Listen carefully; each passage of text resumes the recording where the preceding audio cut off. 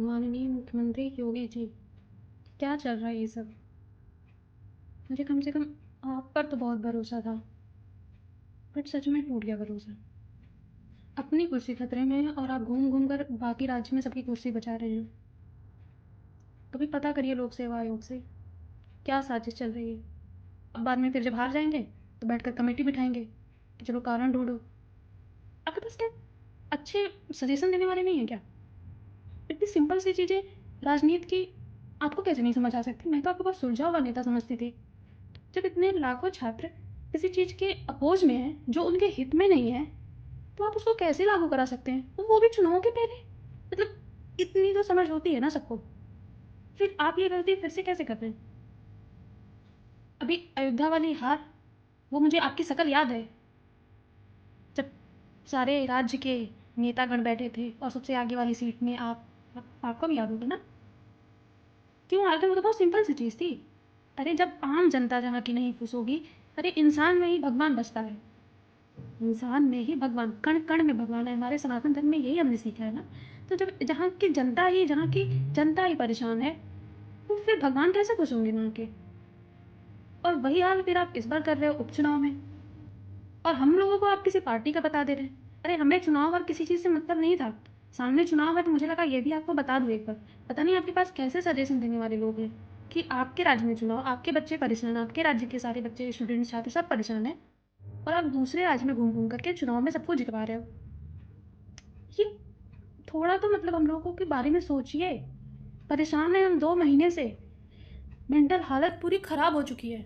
थक गए हैं, मतलब कि पहले आयोग सस्पेंस सस्पेंस का गेम खेलता है। एग्जाम आज होगा, एग्जाम कल होगा, एग्जाम नहीं होगा, कब होगा, कैसे होगा, तो दिमाग का दही बन गया है।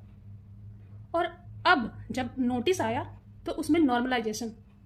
आपको भी पता है सर कि आज़ादी के बाद 76 सालों में मैक्सिमम मंत्री के बच्चे मंत्री बनते हैं। एक यूपीएससी पीसीएस ही ऐसी चीज़ थी कि एक गरीब का बच्चा भी एक बड़ा सपना देख सकता है, वरना नेता बनने का तो वो सोच भी नहीं सकता बेचारा।